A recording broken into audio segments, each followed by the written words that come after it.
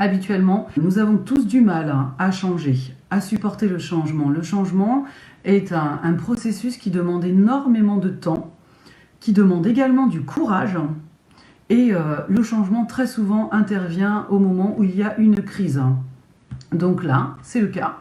Je vais parler des différentes peurs que vous avez pu avoir pendant tout le long de ce confinement, qui vous amènent donc à des pensées négatives, de vos objectifs, de ce que vous comptez mettre en place, parce que j'imagine que vous en avez un bon paquet, et puis des motivations.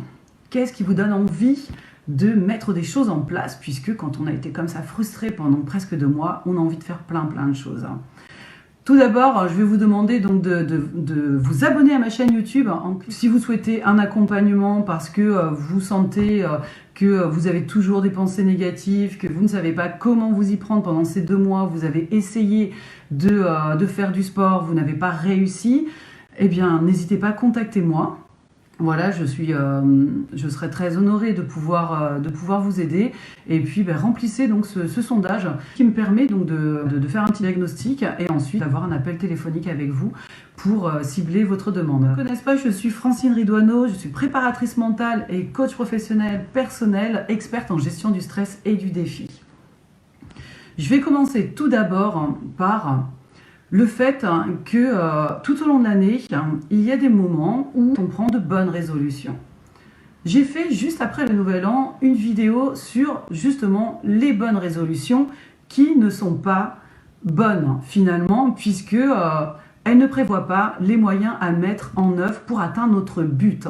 Il faut absolument mettre en place des objectifs, donc un but final avec des objectifs intermédiaires. Rappelez-vous, sur ma dernière vidéo, je vous ai parlé d'une liste à mettre en place en fait avec les différentes activités qui vous permettent à chaque fois que vous avez réalisé une activité de vous dire que voilà, vous êtes satisfaite, vous l'avez réalisé, vous êtes en situation de réussite et ça vous fournit en fait de la dopamine.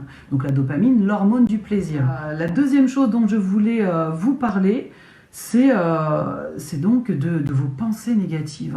Si vous aviez des pensées négatives qui vous ont envahi, regardez l'une de mes vidéos, je ne me rappelle plus des titres, mais en tout cas j'ai fait une vidéo par rapport à ça. Et là, vous saurez donc les bases pour pouvoir éliminer ces différentes pensées négatives qui font appel à notre pilotage automatique. Et donc, c'est sortir de ce pilotage automatique.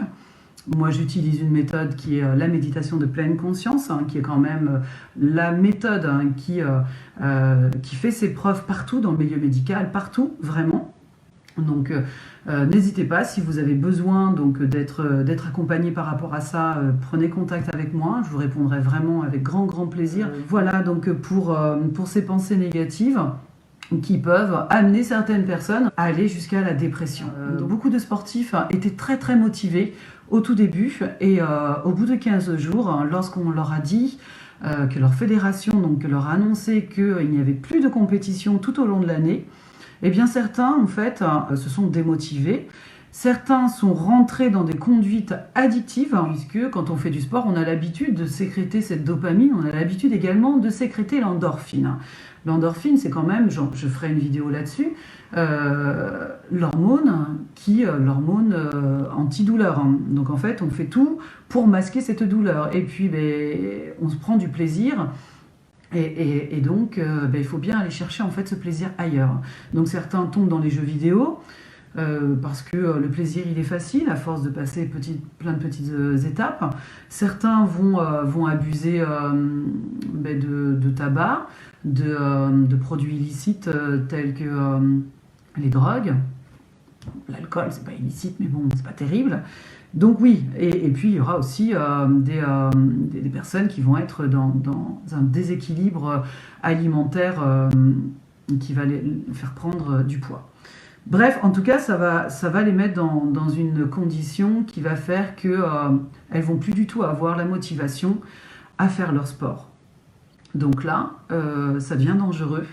Et puis, alors on parle de résilience chez le sportif de haut niveau, mais tout le monde n'a pas en fait cette capacité de résilience. Cette capacité de résilience, on l'a bien souvent lorsqu'on a eu beaucoup de blessures.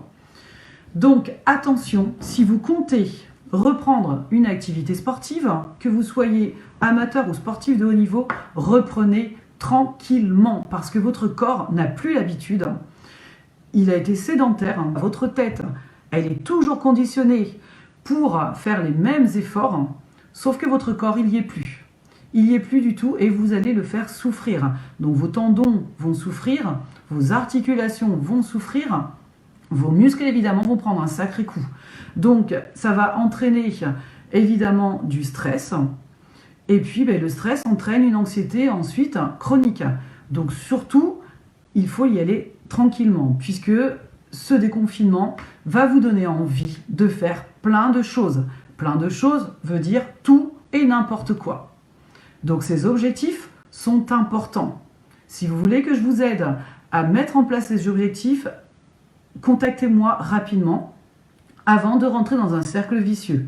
Et ce que je vous dis, c'est valable pour tout le monde. Je ne m'adresse pas qu'aux sportifs de haut niveau. Je suis avant tout une personne. J'ai un vécu aussi de personne qui s'est cassé la figure, qui a connu plein de soucis, l'anxiété généralisée, la crise d'angoisse, la dépression. Voilà, je suis passée par toutes ces étapes-là. Je suis maman également.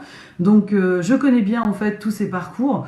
Donc voilà, je peux intervenir sur différentes sphères. J'ai pas d'obstacle par rapport à ça. J'interviens également sur la reconversion professionnelle, puisque mon dernier job, lorsque j'habitais là, c'était conseillère en insertion au Pôle emploi. Vos motivations, il faut absolument qu'elles vous appartiennent. Ne faites pas les choses pour les autres. Le plaisir, avant tout, ça doit être votre priorité. C'est impératif, motivation intrinsèque du début jusqu'à la fin. Ne faites pas les choses pour faire plaisir aux autres, faites les choses pour vous-même. Alors si vous êtes en plus quelqu'un d'hypersensible, c'est quand même une caractéristique que beaucoup de sportifs de haut niveau ont, donc attention, n'allez pas vous brûler les ailes, n'allez pas vous dire « je fais les choses parce que je dois faire plaisir absolument pour me faire aimer ». Ne rentrez pas là-dedans. Donc l'hypersensibilité, c'est un domaine que je connais également puisque je suis moi-même une hypersensible, mais je l'ai su sur le tard et on m'a considéré comme quelqu'un qui n'était pas normal, quelqu'un qui était atypique tout au long de ma vie et j'en ai souffert toute ma vie, ce qui m'a conduit à la dépression pour cette raison en partie. Donc voilà, aujourd'hui je sais comment guider les personnes, qu'est-ce qui fait que la personne se trouve dans ce mal-être. Donc voilà, n'hésitez pas, contactez-moi rapidement, ne perdez pas de temps surtout. Apprenez à vous connaître, recentrez-vous sur vous-même, ayez vraiment une bonne conscience de vous. Voilà, j'ai fait un peu le tour sur la peur, sur vos différentes peurs, sur donc la nécessité de sortir de ce pilotage automatique et de reprendre le contrôle de votre vie.